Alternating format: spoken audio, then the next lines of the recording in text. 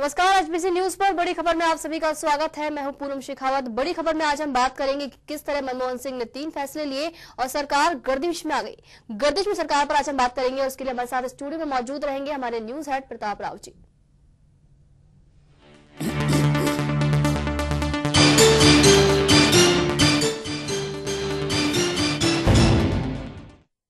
सरकार के 3 फैसले जो कि शामक बन गए सरकार के लिए, सरकार गर्दिश में आ गई। सरकार के सहयोगी दलों ने अब आंखें टेढ़ी कर ली हैं सरकार के ऊपर। प्रताप जी, क्या लगता है कि इस तरह के जो लगातार 3 फैसले लिए गए हैं, क्या केंद्र सरकार को बिल्कुल भी चिंता नहीं थी कि पहले जो फैसले पेट्रोल के दामों को बढ़ाने को लेकर लिए गए थे, उसके बाद भी जो सहयोगी दल है उन्होंने आंखें यहाँ पर तरेरी थी और फिर से यहाँ पर लगातार 3 फैसले लिए गए हैं। एफडीआई को मंजूरी हो, डीजल के दाम हो, चाहे सिलेंडर यहाँ पर हो, सहयोगी दल जो है अब उन्होंने घेरना शुरू कर दिया है। पूनम, पिछले 8 सालों से सरकार जो कांग्रेस है मिलीजुली सरकार चला रही है।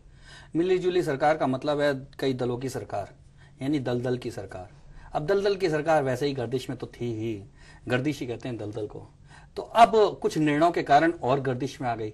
इसलिए मुझे लगता है कि कांग्रेस को इस बात का कोई इल्म ही नहीं है और इस बात की कोई रंज नहीं है, इस बात का कोई दुख भी नहीं है, ना कोई डर है कि वो दलदल में है, क्योंकि वो शुरुआत से ही पिछले 8 सालों से दलदल में ही सरकार को चला रहे हैं। तो उनको इस बार तो बिल्कुल डर खत्म हो गया कि कोई भी दलदल के कारण उनकी सरकार हिलडुल सकती है। और हिले डुले तो भी उनको कोई दर्द नहीं था, ना डर था। तो उसके चक्कर में उन्होंने ऐसे बड़े बड़े फैसले लिए। उसके लिए सबसे बड़ी बात यह थी कि जो कोयले की जो गर्दिश थी वो इस जो पॉलिटिकल गर्दिश से और ज्यादा बड़ी थी। उस कोयले की कालिख को पोतने के लिए इन्होंने इस गर्दिश का सहारा लिया, राजनीतिक गर्दिश का, और उसमें लगता है कि ये अभी तक तो सफल होते दिखाई दे रहे हैं। प्रताप जी, इस तरह की जो उन्होंने फैसले यहाँ पर लिए हैं, उसके बाद में जो इनके सहयोगी दलों ने आंखें तरेरी हैं, लेकिन ये सुनिश्चित था, ये लोग पहले से इस बात को लेकर श्योर थे कि आंखें तरेरेंगे, यहाँ पर कुछ ड्रामा होगा, जैसे कि ममता बनर्जी जो है अक्सर यहाँ पर करती है कि पहले दबाव की राजनीति अपनाती है, फिर उसके बाद में नरम पड़ जाती है। मुलायम सिंह जो है वो हमेशा दल बदल करते रहते हैं, हमेशा बदल जो उनकी नीतियां जो है बदलती रहती है। तो केंद्र सरकार ने जो यहाँ पर फैसले लिए हैं वो इस बात को लेकर पहले से ही सुनिश्चित थे कि यहाँ पर ये 8 साल से देख रहे हैं कि कांग्रेस को उसके चारों ओर जो इकट्ठा जो दलदल है, जो गर्दिश है, उसका पता है। उसको पता है कि चारों ओर कीचड़ इकट्ठी है और उस कीचड़ से ही उसको कहीं ना कहीं सरकार चलानी है। तो उसको पता था कि इसमें कुछ भी पत्थर फेंको कुछ फर्क पड़ने वाला नहीं है। और उसको पता है कि कांग्रेस को पूरी तरह से पता है कि कोई भी निर्णय ले लो, ममता बनर्जी जरूर अपने हाईफाई, अपने जो तेज तर्रार तरीके दिखाएंगी जरूर, लेकिन करेंगी कुछ नहीं। मुलायम सिंह तो बयान वीर हो ही चुके हैं, बयान देते हैं और फिर पलट जाते हैं। और यही हाल दूसरे उनके सहयोगी दलों का है कि जिस तरह से बीच में एनसीपी ने एक बार आंखें तरेरी थी और लगभग ऐसे लगने लगा था कि शरद पवार तो बिल्कुल अपनी झोली उठाकर महाराष्ट्र पहुंच जाएंगे, लेकिन और ज्यादा मजबूती से उनकी सरकार में बने रहने के इरादे उन्होंने दिखा दिए। तो सबको पता है कि कोई भी दल सत्ता का सुख नहीं छोड़ना चाहता, कोई भी दल जो सत्ता के गलियारों से बाहर नहीं निकलना चाहता। तो ऐसे जब स्वार्थी दलों का, स्वार्थी नेताओं का एक गठजोड़ हो, तो कांग्रेस बिल्कुल निश्चिंत है। उसको पता है कि किसका स्वार्थ कैसे पूरा किया जाए और अपने कठोर निर्णय लिए जाए। प्रताप जी, यहाँ जो दल है यहाँ पर अभी जो आंखें तरे रहे हैं, जिनको लगता है कि बस सरकार के ऊपर इनकी नजरें टेढ़ी हैं, कुछ भी कर लेंगे, 72 घंटे का अल्टीमेटम दे चुके हैं ममता बनर्जी। लेकिन अगर खुद इनकी राजनीति यहाँ पर देखी जाए तो ये दोहरी राजनीति करते हैं, यानी कि कहते हैं कि बाहर से हम समर्थन देंगे लेकिन अंदरूनी तौर पर हम बिल्कुल ही इस बात के खिलाफ है। पूनम, नजरें जरूर टेढ़ी हैं, लेकिन वो बात है कि कहीं पे निगाहें कहीं पे निशाना है। नजरें जरूर सरकार पे हैं लेकिन निशाने पे जनता है, इसलिए कोई फर्क पड़ने वाला नहीं। और कांग्रेस जानती है इन दलों के साथ किस तरह से मैनेजमेंट किया जाता है। मैनेजमेंट में पिछले 8 सालों से कांग्रेस, जो कि मुझे याद है पूनम, कांग्रेस किसी भी दल के साथ सरकार मिलाने को तैयार नहीं थी। लेकिन एक ऐसा दौर आया 2004 में, 3 में, उसने शिमला अपनी कॉन्फ्रेंस में निर्णय लिया कि हम बहुदलीय व्यवस्था के अंग होंगे और गठबंधन की सरकार बनाएंगे। और तब लगने लगा था कि कांग्रेस लंबा नहीं चलेगी, लेकिन कांग्रेस अब इस खेल में माहिर हो चुकी है और उसे पता चल गया है कि किसके स्वार्थ को किस तरह से पूरा किया जाए और अपनी नीतियों को लागू किया जाए। जी बिल्कुल प्रताप जी, तो कांग्रेस अब समझ चुकी है कि क्या करना है क्या नहीं करना। काफी लंबा खेल यहाँ पर खेला है और इसे गर्दिश की सरकार ही कहा जा सकता है। फिलहाल ये जो आजकल उठापटक यहाँ पर चल रही है, क्या है ये पूरा मामला, आपको दिखाते हैं। केंद्र सरकार गर्दिश में दिखती है। 2 दिन में 3 बड़े फैसले लेने के कारण प्रधानमंत्री मनमोहन सिंह अपनी ही सरकार के सहयोगियों से घिरे दिख रहे हैं। एफडीआई को लेकर सपा आंख दिखा रही है। साथ ही कह रही है कि सांप्रदायिक ताकतों के खिलाफ उनका समर्थन जारी रहेगा। तो ममता बनर्जी में भी अब ममता दिखाई नहीं पड़ती।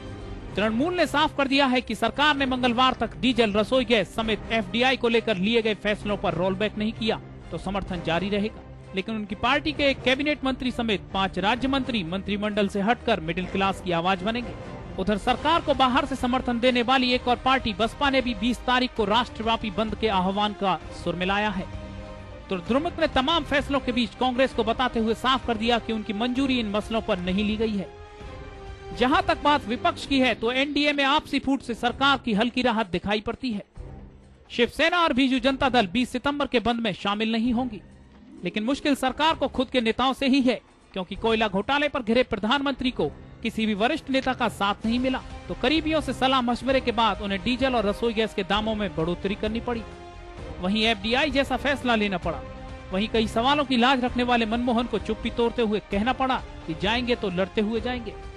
मतलब साफ है कि प्रधानमंत्री को ये तो एहसास है कि सितारे गर्दिश में हैं, लेकिन तल्ख फैसले लेकर उन्होंने ये भी साफ कर दिया है कि मुश्किल कुछ बड़ी नहीं है। Bureau report, HBC news. तो जल्दबाजी में लिए गए 3 फैसले जहां पे सरकार को गर्दिश में डाल चुके हैं, तो वहीं जनता की मुसीबतें बढ़ा चुके हैं। प्रताप जी, क्या लगता है कि सरकार तो पहले से गर्दिश में थी, लेकिन अब जनता को भी गर्दिश में धकेल दिया है? मुझे एक और बात लग रही है कि मनमोहन सिंह ने जब ये फैसले लिए उसके पहले उनको बड़ा कमजोर कहा जा रहा था, अंडर अचीवर कहा जा रहा था और तमाम तरह के पिछलग्गू कहा जा रहा था, असरहीन कहा जा रहा था। तो मुझे लगता है उसके बाद उन्होंने पुरानी हिंदी फिल्म देखी और उसका गाना उन्होंने याद किया, गर्दिश में हो तारे ना घबराना प्यारे, गर तू हिम्मत ना हारे तो होंगे वारे न्यारे। तो अब वारे न्यारे करने के चक्कर में उन्होंने सारे तमाम निर्णय ले लिए। भले गर्दिश में है तारे, पर लगता है मुझे जैसे ममता और बाकी दलों का इम्पैक्ट भी हुआ, जहां पर अमेरिकी मीडिया ने कहा था कि अंडर अचीवर हैं प्रधानमंत्री, नकारा है प्रधानमंत्री, भ्रष्ट मंत्रियों के समूह के मुखिया है प्रधानमंत्री। वही अमेरिकी मीडिया छापती है कि ऐतिहासिक फैसला लिया है अर्थव्यवस्था को सुधारने का प्रधानमंत्री। बिल्कुल बिल्कुल, वो तो पूनम जैसा आपने पहले बताया कि यदि निर्णय अमेरिका के पक्ष में होंगे तो निश्चित तौर पर फिर सितारे बन जाएंगे मनमोहन सिंह। और मनमोहन सिंह ने वहीं से एक बात उठाई और अपने सितारों को गर्दिश में होने के बावजूद हिम्मत नहीं हार रहे। और मनमोहन सिंह को पता लग गया है कि मुलायम में कितना दम है और बाकी मायावती में कितना जोर है, और ममता का तो उनको पता है किस तरह के नाटक करती हैं। तो इसलिए मुझे तो लग रहा है कि इन निर्णयों के बावजूद 2014 तक मनमोहन सिंह के सितारों को अस्त करने का कोई ऐसा माहौल ही नजर नहीं आ रहा। जी बिल्कुल प्रताप जी, बड़ी खबर रुकेंगे छोटे से ब्रेक के लिए, ब्रेक के बाद होंगे फिर से हाजिर।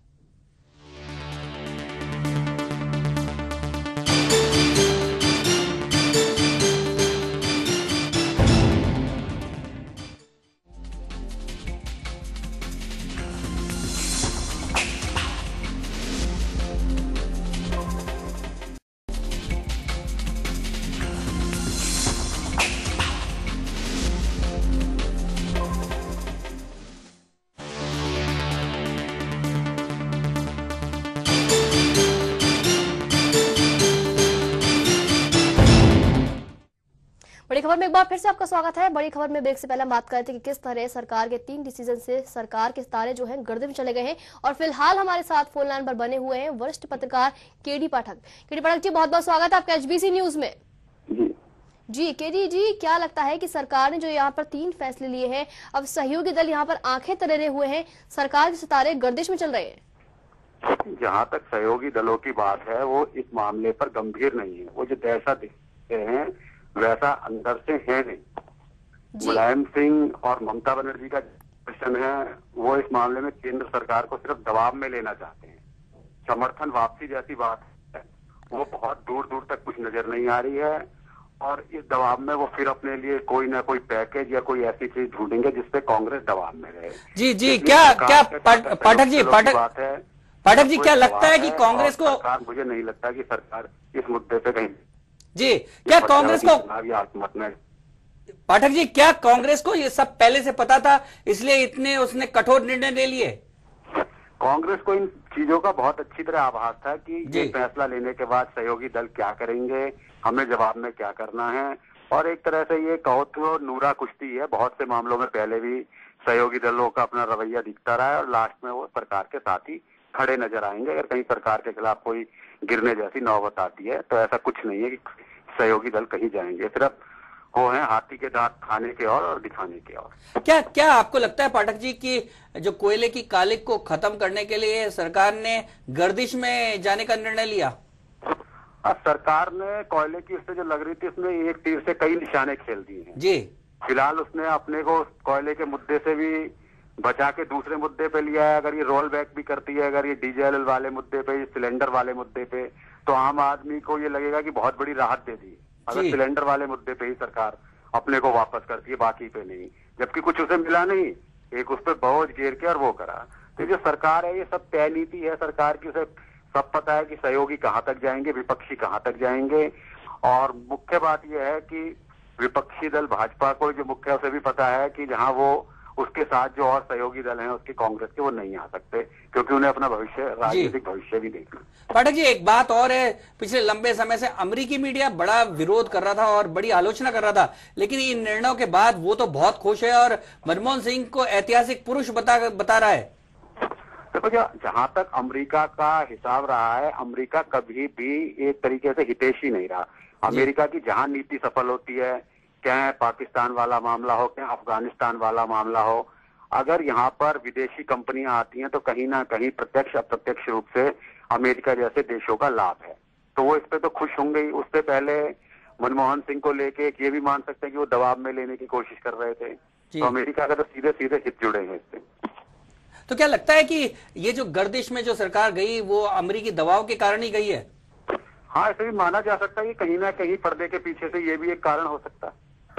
क्या लगता क्या है कि क्या सरकार इस जो परेशानी है, गर्दिश है, इसमें से निकल आएगी और 2014 तक इसी तरह से चलती रहेगी, या ममता और मुलायम सिंह कुछ ना कुछ कठोर रुख अपना भी सकते हैं?